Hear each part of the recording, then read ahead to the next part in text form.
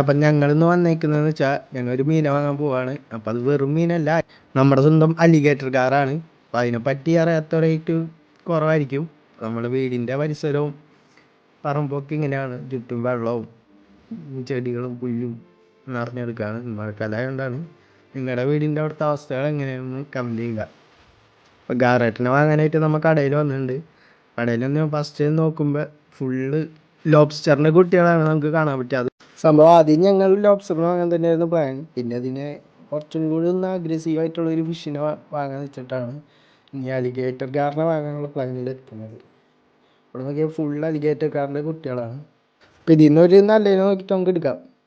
മുമ്പ് നമ്മൾ അലിഗേറ്റർ കാറിനൊക്കെ വാങ്ങി വീട്ടിൽ കൊണ്ടുവന്ന് നോക്കിയാണ്. ഇതിന് ഒരെണ്ണത്തിന് 1200 രൂപയാണ്. അപ്പോൾ ഇതാണ് നമ്മുടെ വീട്ടിലെ അക്വേറിയം. ഇതിൽ തന്നെയാണ് നമ്മൾ അരോണയിലൊക്കെ വളർത്തിയിരുന്നത്. അത്യാവശ്യം വലുതായപ്പോൾ തന്നെ നമ്മൾ വേറെ ടാങ്കിലേക്ക് മാറ്റാണ് ചെയ്തത്. ഈ റെഡ് ടൈൽ ക്യാറ്റ് ഫിഷിനും കൂടി നമ്മൾ വളർത്തിയിരുന്നു. അപ്പോൾ അത്യാവശ്യം സ്പേസ് ഉള്ളൊരു അക്വേറിയമാണ്. ഇത് പൊടിയൊക്കെ പിടിച്ച് കിടക്കായിരുന്നു. നമ്മളിപ്പോൾ ഇത് ക്ലീനാക്കി വെള്ളമൊക്കെ ഒഴിച്ചിട്ടുണ്ട്. ഇപ്പോൾ നമുക്ക് കവറിൽ നിന്ന് അക്വേറിയത്തിലേക്ക് ഇടാം. അങ്ങനെ വെറുതെ ഇടാൻ പറ്റില്ല, ഇതിൻ്റെ വാട്ടർ ടെമ്പറേച്ചറൊക്കെ കറക്റ്റ് ആക്കിയിട്ട് വേണം ഇടാൻ. ഇപ്പോൾ നമുക്ക് കുറച്ച് നേരം ഒന്ന് വെള്ളത്തിൽ മുക്കി വയ്ക്കണം, പിന്നെ അത് തന്നെ പൊക്കോളും.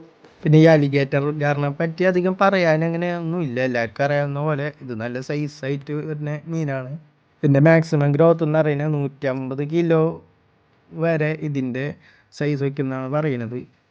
അപ്പോൾ അതിനുള്ള സ്പേസും അതിനുള്ള ഫുഡൊക്കെ ഉണ്ടെങ്കിൽ അത്രയും ഗ്രോത്ത് വരും.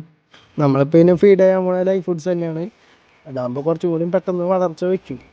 പിന്നെ അതൊക്കെ തന്നെയാണ് എൻ്റെ ഫേവറേറ്റ് ആയിട്ടുള്ളതും.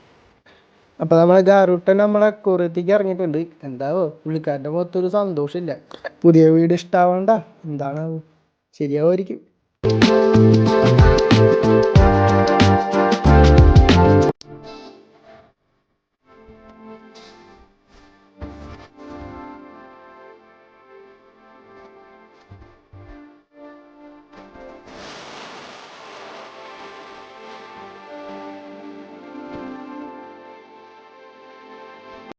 അപ്പോൾ ആളങ്ങോട്ട് ആക്റ്റീവായി തുടങ്ങിയിട്ടില്ല. ഈ വീടും പരിസരമായിട്ടൊന്നും ഇണങ്ങി തുടങ്ങാൻ കുറച്ച് ടൈം എടുക്കും. അപ്പോൾ ഫുഡൊക്കെ നമ്മൾ കൊടുത്തിരുന്നു, പക്ഷെ കഴിക്കണില്ല. ഫുഡ് എടുത്ത് തുടങ്ങാനായിട്ട് ആവണുള്ളൂ. അപ്പോൾ ഇത്രേ ഉള്ളൂ നമ്മുടെ ഇന്നത്തെ വീഡിയോ. അപ്പോൾ ഇഷ്ടപ്പെട്ടാൽ എല്ലാവരും സബ്സ്ക്രൈബ് ചെയ്യുക, ലൈക്ക് അടിക്കുക, ഷെയർ ചെയ്യുക.